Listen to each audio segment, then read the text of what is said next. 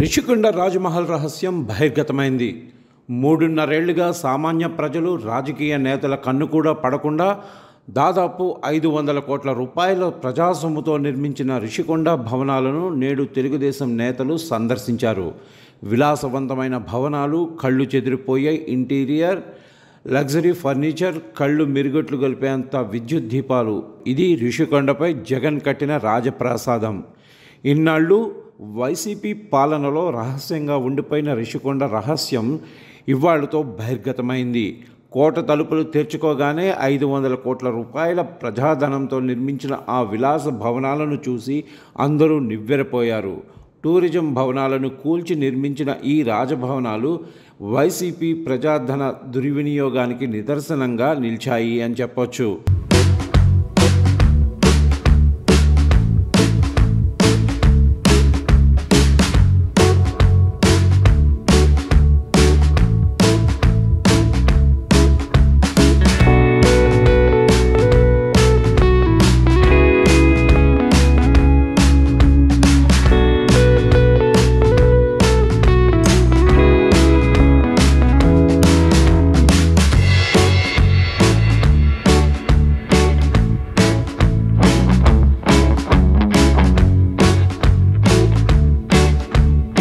పర్యావరణ అనుమతుల నియమాలు పక్కన పెట్టి ప్రజాసొమ్ముతో పర్యాటక శాఖ భవనాలు పేరు చెప్పి 9.8 ఎకరాల విస్తీర్ణంలో 7 బ్లాకులు నిర్మించారు.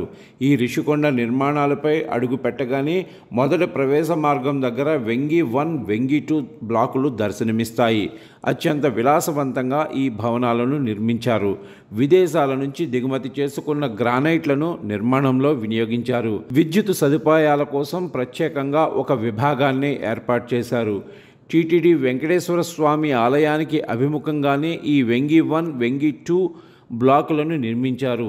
ప్రవేశ ద్వారాల వద్ద వెంగి 1, వెంగి 2 భవనాలను ఆనుకునే కళింగ బ్లాక్ ఉంది. ఈ బ్లాక్లోని భవనాలు రాజప్రసాదానికి ఏం తక్కువగా లేవు. ఇందులోని CM camp office, video conference hall, 500 మంది కూర్చునే సమావేశ మందిరం, 52 మంది కూర్చునే కంట్రోల్ రూమ్ ఉన్నాయి. ఇందులోని ఫర్నిచర్లు చూస్తే మతిపోవలసిందే. ఈ ఏర్పాట్లన్నీ కార్యాలయం కోసం చేసినవి అనేగా లేవని, అత్యంత విలాసవంతమైన నివాసం కోసమే అనిపించేలాగా ఉన్నాయి అని చెప్తున్నారు. ఈ బ్లాకులోనే బాత్ టబ్లు, విలాసవంతమైన మంచాలు, 360 డిగ్రీస్ లైట్లు, విభిన్నమైన ఫ్యానులు, ఖరీదైన కర్టన్లు ఉన్నాయి. రిషికొండ భవనాల్లో ఒక్కో బాత్రూమ్కే ₹1 కోటి పైగా ఖర్చు చేసినట్లు తెలుస్తోంది. బాత్రూంలో స్పాతో పాటు సెంట్రలైజ్డ్ ఏసీ కూడా ఉండటం తెలుగుదేశం నేతలను ఆశ్చర్యపరుస్తుంది. కళింగ బ్లాక్ తర్వాత గజపతి చిన్న బ్లాక్ చివరలో విజయనగర 1, 2, 3 నివాస సముదాయాలు ఉన్నాయి. విజయనగర బ్లాక్లోని ఈ 3 విలాసవంతమైన భవనాలు రిషికొండ బీచ్కు అభిముఖంగా ఉన్నాయి.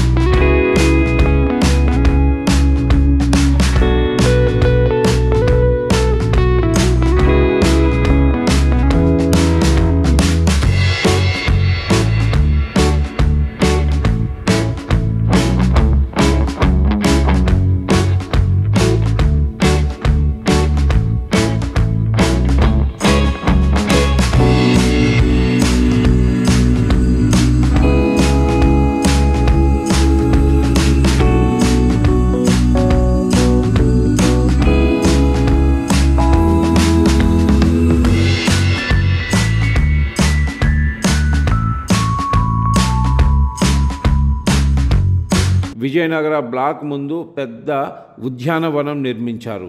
ఈ భవనాల్లో మొత్తం నిర్మాణాల్లో పూర్తిగా Vietnam granite, marble, Italian granite వినియోగించారు. ఫర్నిచర్ మొత్తం వియత్నాం దేశం నుంచి తీసుకువచ్చారు. మొత్తం భవనాలకు 4 జనరేటర్లు, ఒక సోలార్ పవర్ అసిస్టెంట్ బ్లాక్ కూడా ఏర్పాటు చేశారు. ఈ రిషికొండలో విలాసవంతమైన భవనాల నిర్మాణం కోసం 500 కోట్ల రూపాయలు ఖర్చు పెట్టారు. కొండ తొలిచే పనులకు 90 కోట్లు, ల్యాండ్స్కేపింగ్కు 60 కోట్లు, ఖర్చు చేశారు. ఈ భవనాలను పర్యాటక అవసరానికి తగ్గట్టు నిర్మించలేదని తెలుగుదేశం నేతలు ఆరోపిస్తున్నారు. భవనాలను సీఎం క్యాంప్ ఆఫీస్గా, అధికారిక నివాసంగా మార్చేందుకే నిర్మించారని విమర్శిస్తున్నారు తెలుగుదేశం పార్టీ వాళ్ళు. ఇంత విలాసవంతమైన భవనాలను ఇప్పుడు ఎలా వినియోగించాలి అనేది ప్రశ్నార్థకంగా మారింది. కూటమి ప్రభుత్వం, పర్యావరణ శాఖ మంత్రి పవన్ కళ్యాణ్, పర్యాటక శాఖ మంత్రి కందుల దుర్గేష్ ఎలాంటి నిర్ణయం తీసుకుంటారన్న దానిపై సర్వత్రా ఆసక్తి నెలకొని ఉంది. అయితే రిషికొండలో ఉన్నవి ప్రభుత్వ భవనాలే, ప్రభుత్వానికి సంబంధించిన ఆస్తులు అవేమీ ప్రైవేట్ ఆస్తులు కావు, అవి ఎవరి సొంతం కూడా కాదు. విశాఖపట్నానికి గత ప్రభుత్వం ఇచ్చిన ప్రాధాన్యతను దృష్టిలో ఉంచుకుని ఈ భవనాలను నిర్మించారు. వాటిని ఎలా వినియోగించుకోవాలన్నది ప్రభుత్వ ఇష్టం అని వైఎస్ఆర్సీపీ పార్టీ తన ట్విట్టర్ ఖాతాలో ఒక పోస్ట్ పెట్టింది. దానికి కౌంటర్గా తెలుగుదేశం పార్టీ కూడా ఒక పోస్ట్ పెట్టింది. అవి రాష్ట్రపతి, ప్రధాని కోసం కట్టిన భవనాలు అయితే ఇన్నాళ్ళు ముళ్ళకంచెలు ఎందుకు అడ్డం పెట్టావు? ఎందుకు ప్రజలకు దూరంగా దాచిపెట్టావు? ఎందుకు కోర్టులని మభ్యపెట్టావు? ఇన్నాళ్ళు టూరిజం భవనాలు అని చెప్పి ఇప్పుడు దొరికిపోయాక రాష్ట్రపతి భవనం, ప్రధానమంత్రి భవనం అని కథలు ఎందుకు చెప్తున్నావు? రాష్ట్రపతి, ప్రధాని కోసం కట్టిన భవనాలు అయితే మీ జగన్ రెడ్డి భార్య తరపు బంధువులు వెళ్ళి అక్కడ ఎందుకు ప్రార్థనలు చేశారు? చంద్రబాబు గారు విశాఖకి ఏమి చేశారో ప్రజలకు తెలుసు. మీరు ఎంత ప్రమాదకరమో కూడా ప్రజలకు తెలుసు. అందుకే మీ సైకోలని విశాఖ ప్రజలు ఒక్కసారి కూడా గెలిపించలేదు. బీచ్ వ్యూ ప్యాలెస్ తనకు కావాలని భార్య అడిగిందే తడువుగా నిబంధనలన్నీ ఉల్లంఘించి 100 కోట్ల ప్రజాధనం తగలేసి ఇప్పుడు వచ్చి కథలు చెప్తావా? అయినా ఆ బాత్రూమ్ ఏంటి జగన్, అంత పెద్దది ఉంది, అసలు ఏం ప్లాన్ చేశావు? ఎవరికి స్కెచ్ చేశావు అంటూ ఘాటుగా స్పందించింది. దానికో తోడు గతంలో టూరిజం మినిస్టర్ అయిన రోజా మాట్లాడిన మాటల్ని ప్రస్తావిస్తున్నది తెలుగుదేశం పార్టీ. సో ముఖ్యమంత్రి గారు ఎక్కడుంటే బాగుంటుంది, ఎక్కడి నుంచి పరిపాలిస్తే బాగుంటుంది అన్న క్రమంలో 3-man కమిటీ వైజాగ్లో ఉన్న అన్ని ప్రదేశాలని కూడా సందర్శించారు. దాంట్లో ఇక్కడ ఉంటే బాగుంటుంది అని రిషికొండని ఫైనలైజ్ చేయడం జరిగింది. సో ఇప్పటికి రక్షణ కల్పించాలి, అలాగే ప్రజలందరికీ కూడా ముఖ్యమంత్రిని కలవటానికి అనువైన ప్లేస్ ఉండాలి. సో పరిపాలన అక్కడి నుంచి చేయాలి అన్నప్పుడు అది బాగుంటే అక్కడ ఉండటానికి ఈరోజు కమిటీ నిర్ణయం తీసుకున్నప్పుడు ఖచ్చితంగా జగన్మోహన్ రెడ్డి గారు అక్కడ ఉంటారు. వీళ్ళు చెప్పినంత మాత్రాన ఉండకూడదంటే ఎలా కుదురుతుంది?